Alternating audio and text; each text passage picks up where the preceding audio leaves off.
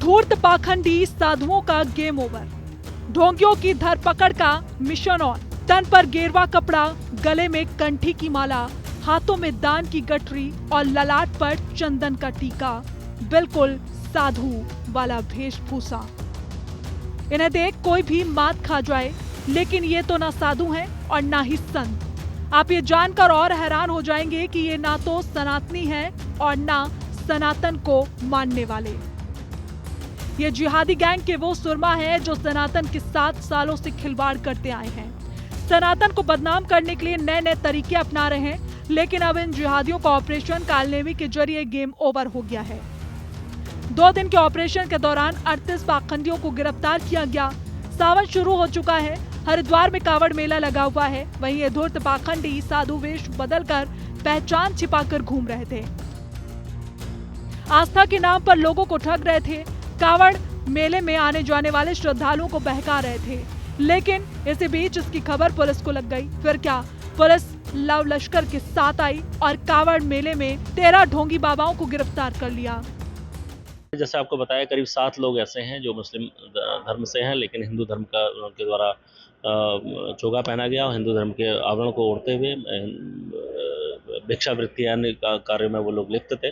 50 से ऊपर ऐसे लोगों को चिन्हित किया गया है। उनके खिलाफ कार्रवाइयाँ की जा रही हैं। इसमें दूसरे धर्म से रिलेटेड भी करीब 7 से 8 लोग हैं जो उनके द्वारा हिंदू धर्म का चोगा पहन के पाखंड को बढ़ावा देते हुए जो कार्रवाइयाँ की जा रही थी, उनको चिन्हित करते हुए उनके खिलाफ कार्रवाई की।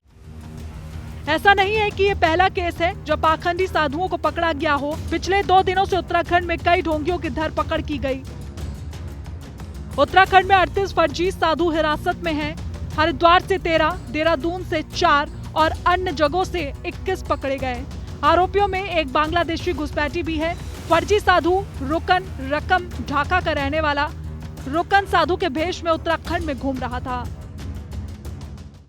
देवभूमि उत्तराखंड है, जो ऋषियों की भूमि है, मुनियों की भूमि है, तपस्वियों की भूमि है। आदि गुरु शंकराचार्य जी से लेकर स्वामी विवेकानंद जी तक अनेक महापुरुषों ने यहाँ पर तपस्या की है। इसलिए यहाँ पर किसी भी प्रकार से धर्म की हानि करने वाले, आस्थावान लोगों को, श्रद्धालुओं को आहत करने वाले ऐसे छद्म वेशधारी जो अपना वेश बदलकर लोगों को ठगने का काम करते हैं, धार्मिक भावनाओं को आहत करते हैं, सनातन को नुकसान पहुंचाते हैं, उनकी धरपकड़ करने के लिए, उनकी पहचान करने के लिए, उनको चिन्हित करने के लिए, उनको लोगों के सामने वो इस प्रकार की कोई कृत्य न करें जिससे धर्म की हानि होती हो, सनातन को नुकसान पहुंचता हो। ऑपरेशन कालनेमी कल से चलाया गया है और ये लगातार चलेगा, क्योंकि देवभूमि स्वच्छ रहनी चाहिए। हर प्रकार से यहाँ पर पारदर्शिता होनी चाहिए हर क्षेत्र में, चाहे वो धार्मिक क्षेत्र भी हो हमारा। पकड़े गए ढोंगियों पर कार्रवाई तो हो रही है, लेकिन इन मामले में हिंदू संगठनों की भी एंट्री हो चुकी है और अब वो ऐसे धूर्त पाखंडी साधुओं पर लगाम कसने की आवाज उठा रहे हैं ताकि इन ढोंगियों की वजह से सनातन पर दाग न लगे।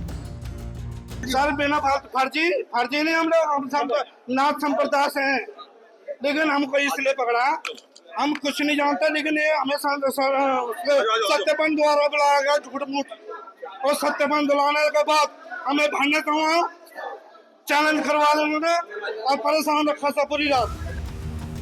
वहीं दूसरी ओर साध्वी प्राची ऑपरेशन कालनेवी के लिए उत्तराखंड के मुख्यमंत्री की तारीफ करती हुई नजर आई। आज के समय में जब धर्म के नाम पर ठगी हो रही, महिलाओं के साथ में दुर्व्यवहार हो रहा और छद्म वेश धारण जैसी बहुत सारी घटनाएं हो रही है, तब आवश्यकता पड़ी है कि कोई सशक्त नेतृत्व आगे आकर इस पाखंड के विरोध में मजबूती के साथ खड़ा हो सके। दरअसल उत्तराखंड में जिहादी गैंग कहीं नाम बदल रहे हैं, कहीं पहचान छिपाकर तो कहीं बांग्लादेशी बाबा बनकर लोगों को गुमराह कर रहे हैं। लेकिन ऑपरेशन कालनेमी के तहत फर्जी बाबा के तन से गेरुए की हकीकत का पर्दा उठा दिया गया है। ब्यूरो रिपोर्ट, हिंदी खबर।